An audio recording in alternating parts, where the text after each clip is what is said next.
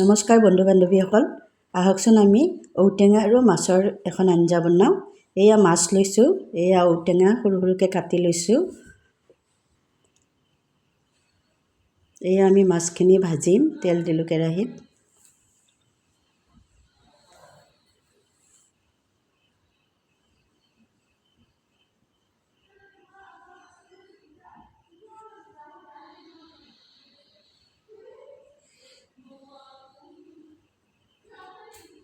এই আমাৰ মাছখিনি ভজা হৈ গ'ল। মাছখিনি অকণমান ভালদৰে ভাজিব দেই। মাছ ভজা হৈ গ'ল।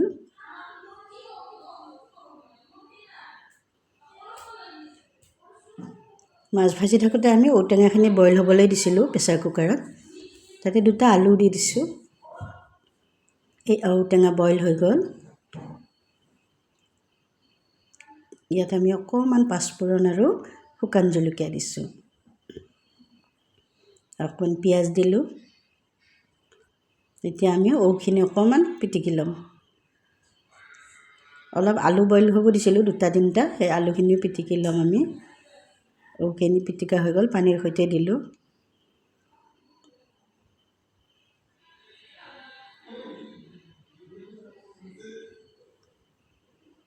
এতিয়া আমি সৰু আলুখিনি বাকলি গুচাই আলুখিনিও ঔৰ সৈতে দিম। আপোনালোকে ভিডিঅ'টো ভাল লাগিলে ছাবস্ক্ৰাইব কৰিব, লাইক এটা কৰিব, কমেণ্ট এটা দিব।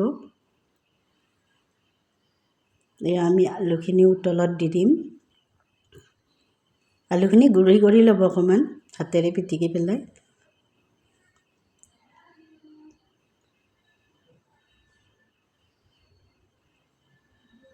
এতিয়া আমি সোৱাদ অনুযায়ী ইয়াতে নিমখ দিম, হালধি দিলোঁ, অকণমান ৰঙা জলকীয়াৰ গুড়ি দিছোঁ।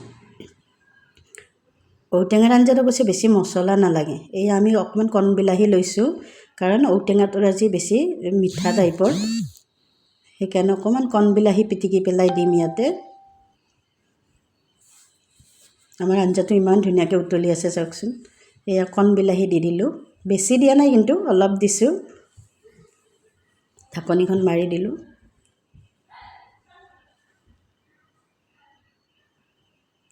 চাওকচোন আঞ্জাটো ইমান ধুনীয়াকৈ উতলি আছে। ইয়াতে আমি এতিয়া মাছখিনি দি দিম। এয়া মাছখিনি দি দিলোঁ।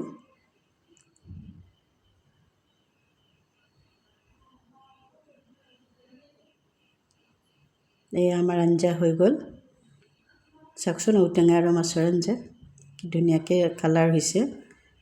আহক আমি এতিয়া খাওঁ ইয়াক। দুপৰীয়াৰ সাজত ঔটেঙা, মাছ আৰু মুড়ি ঘণ্টা আৰু বন্ধাকবি ভাজিৰ সৈতে।